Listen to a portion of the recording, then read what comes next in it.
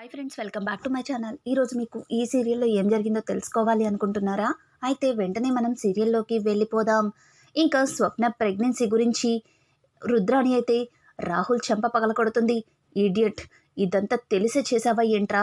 కావాలని ఎందుకురా ప్రతిసారి కూడా వేసిన ప్లాన్ని అటర్ ఫ్లాప్ చేస్తున్నావని చెప్పి ఇక రుద్రాణి కోపంతో రాహుల్ రెండు చెంపలు వాయకొట్టి రాహుల్ని చెడమడ తిట్టేస్తుంది. రాహుల్ అయితే, మమ్మీ కాస్త నేను చెప్పేది విను మమ్మీ, నేనేమి కావాలని చేయలేదు మమ్మీ అని అంటూ ఉంటే, షటప్ రాహుల్, షటప్. ఇక్కడి నుంచి నేను చెప్పిన మాట నువ్వు విను. నేను ఎలా చెప్తే అలాగే చెయ్యి. ఈ ప్లాన్ కూడా ఫ్లాప్ చెయ్యి మాకు అని అనడంతో, ఏం ప్లాన్ మమ్మీ? మళ్ళీ మళ్ళీ ఏం చేయగలుగుతాం? ఇప్పుడు అది ప్రెగ్నెంట్ కదా, ఇంట్లో అందరూ దానికే సపోర్ట్ చేస్తున్నారు మనల్ని అని అంటూ ఉంటే, చూడు, అది డిఎన్ఏ రిపోర్ట్స్కి సిద్ధంగా ఉంది. ఆ రిపోర్ట్స్ మనకి అనుకూలంగా వచ్చేలాగా మార్చాలి. దానికి నువ్వు రెడీగా ఉండు అని చెప్పడంతో, మమ్మీ, ఆ డిఎన్ఏ రిపోర్ట్స్లో ఖచ్చితంగా నేనే తండ్రిననే వస్తుంది. దాన్నే మార్చాలిరా. దాన్నే మార్చి ఆ రాహుల్ గాడి డిఎన్ఏతో ఆ అరుణ్ గాడి డిఎన్ఏతో మ్యాచ్ చేయాలి.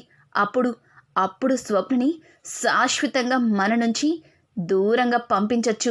ఇక దాని గోలే మనకుండదు అని చెప్పి రుద్రాణి అయితే రాహుల్తో చెప్తుంది.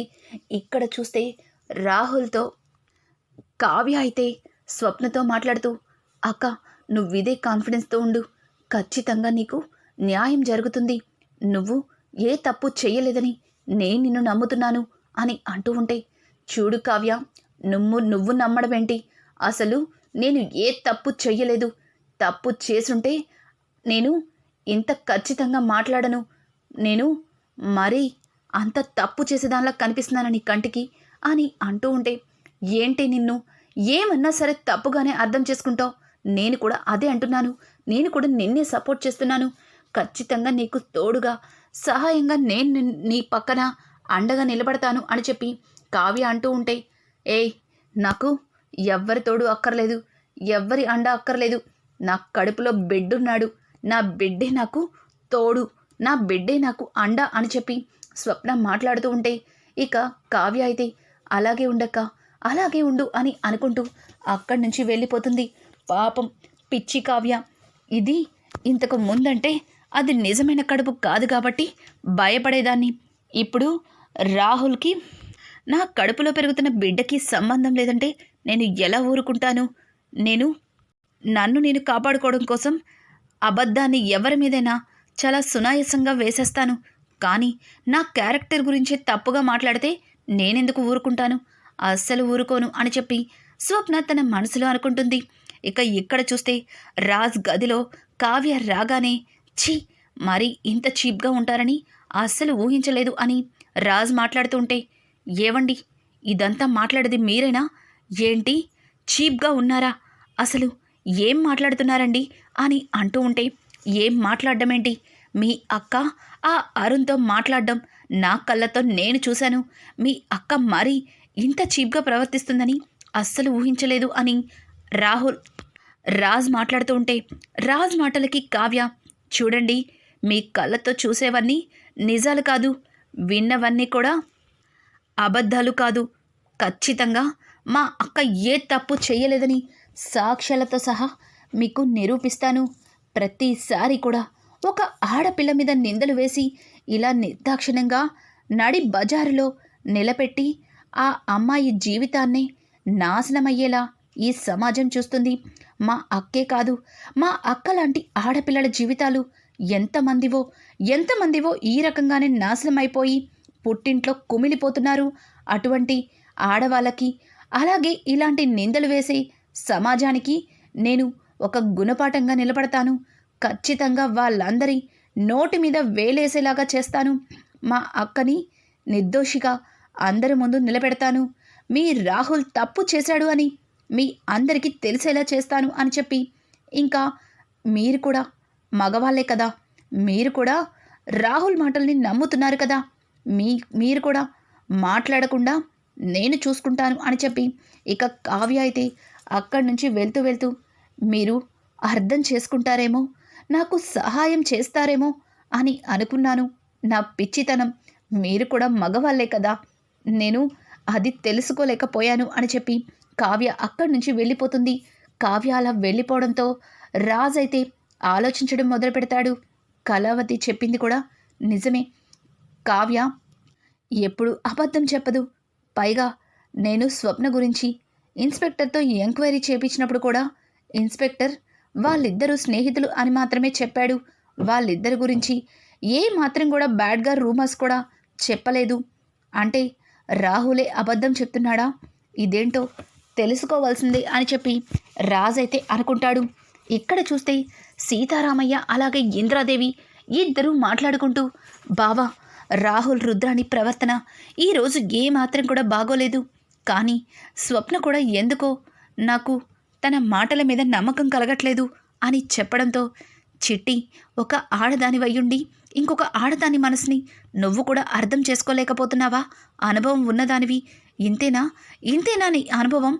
తను ఏ తప్పు చెయ్యలేదని తన మాటల్లోని తన కళ్ళల్లోనే తెలుస్తుంది ఆ నిజాయితీ. తను ఏ తప్పు చెయ్యలేదు. తన కడుపులో పెరుగుతున్న బిడ్డ రాహుల్ బిడ్డే.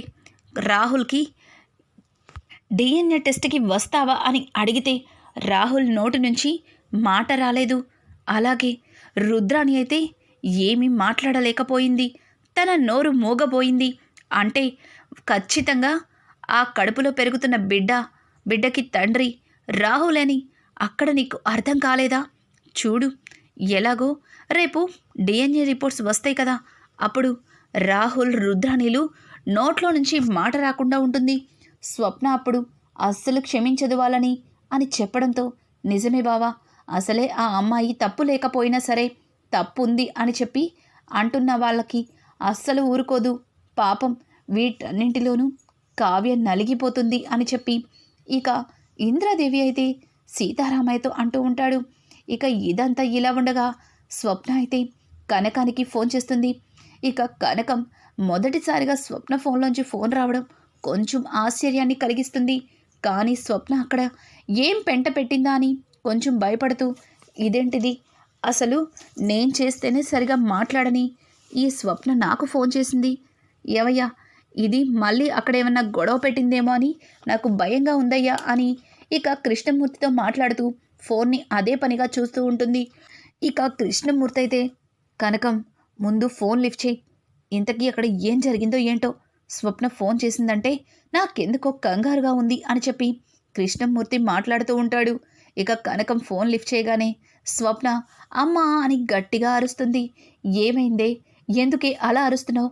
అక్కడ అంతా బాగానే ఉంది కదా, మళ్ళీ ఎవరితోటి గొడవ పడలేదు కదా, ఆ గొడవల్ని కావ్య మీద నెట్టేలేదు కదా అని చెప్పడంతో ఇక స్వప్న అయితే, అమ్మా, ఎప్పుడు అదే గొడవేనా, ఎప్పుడు అదే గోలేనా, ఇక ఎదుటి వాళ్ళు చెప్పేదేమీ వినవా, నాకిక ఎప్పుడు అదే పనేనా అని చెప్పి స్వప్న అయితే ఇంకా కనకంతో అంటూ ఉంటుంది.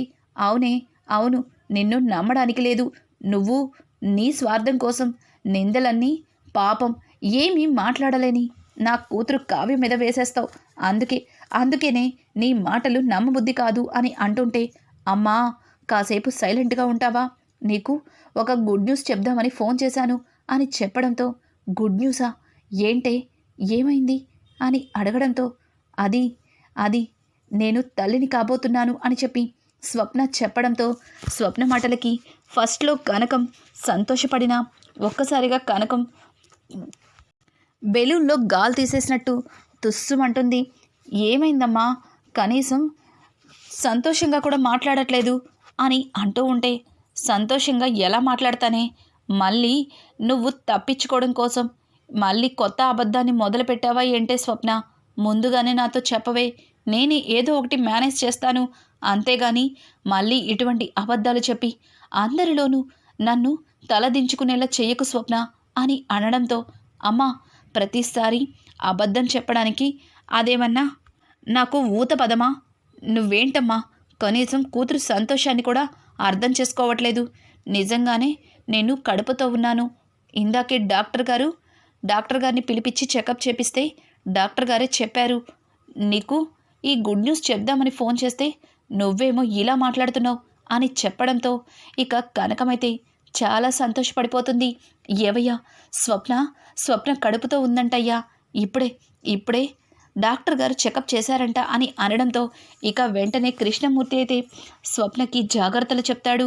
మళ్ళీ ఏ తెలివి తక్కువ పని చేసి ఇంట్లో అందరి ముందు తలదించుకునే పరిస్థితి తెచ్చుకోకు, ఇక నుంచైనా నీ కాపురాన్ని సక్రమంగా చూసుకో అని చెప్పి ఇంకా కృష్ణమూర్తి మాట్లాడుతూ ఉంటే, అది నాన్న అని చెప్పి స్వప్న ఏదో మాట్లాడబోతుంటే ఇంతలో కావ్య స్వప్న చేతిలోంచి ఫోన్ తీసుకొని, నాన్న అదేమీ లేదులే నాన్న, ఇక్కడ మేమిద్దరం సంతోషంగా ఉన్నాము, మీరేమీ ఆలోచించకండి, ఇక ఉంటాను అని చెప్పి కావ్య కొద్దిసేపు కనకం కృష్ణమూర్తితో మాట్లాడి ఫోన్ పెట్టేస్తుంది. ఇక స్వప్న అయితే, ఏంటి ఇక్కడ జరిగిందేది అమ్మకి చెప్పనివ్వట్లేదు అని అంటూ ఉంటే, చూడక్క, ఇక్కడ జరిగింది ఏదైనా సరే అది పుట్టింట్లో అస్సలు చెప్పకూడదు. మనం కొంచెం బాధపడుతున్నా సరే మన కన్నవాళ్ళు మనం ఎంత బాధపడుతున్నామో అని వాళ్ళు కుమిలిపోతారు. కనీసం కంటి నిండా నిద్రపోలేరు, కడుపు నిండా భోజనం కూడా చేయలేరు.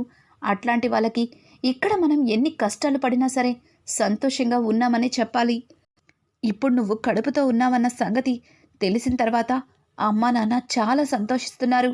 ఇట్లాంటప్పుడు ఇవన్నీ చెప్పి వాళ్ళ సంతోషాన్ని ఎందుకు దూరం చేయాలి? అందుకే ఫోన్ నేను తీసుకున్నాను. అలాగే నువ్వు కొంచెం జాగ్రత్తగా ఉండు అని చెప్పేసి కావ్య అక్కడి నుంచి వెళ్తుంది. ఇంకా కావ్య అలాగే స్వప్న ఇద్దరూ కలిసి మాట్లాడుకుంటున్న మాటలన్నీ రాజ్ అయితే వింటాడు. రాజ్ కావ్య విషయంలో నేనేమైనా తప్పు చేస్తున్నానా అని రాజ్ ఆలోచించడం మొదలు పెడతాడు. కళావతి నిజంగానే చాలా మంచిది, కానీ నాకు మాత్రమే ఎందుకు నచ్చట్లేదు? నాకు ఆ విషయంలో అబద్ధం చెప్పడం వల్లే కళావతిని నేను దూరం పెట్టాను. కానీ కళావతి ఆ విషయంలో ఎందుకు నిజాన్ని దాచిపెట్టిందో అర్థమయ్యేలా చెప్పింది. కానీ నేనెందుకని తనని క్షమించలేకపోతున్నాను? నేను కూడా తాతయ్య కోసం తనని ప్రేమించినట్టు నటించాను కదా, మరి నేను చేసింది కూడా మోసమే కదా. నేను కళావతిని అనవసరంగా అపార్థం చేసుకున్నాను అని చెప్పి ఇక రాజైతే తన మనసులో అనుకొని కావ్యకి సారీ చెప్పాలి, అలాగే ఈ విషయంలో కావ్యకి సహాయం చేయాలి అని చెప్పి రాజైతే కావ్యతో చెప్పడానికి అయితే దగ్గరికి వెళ్తాడు.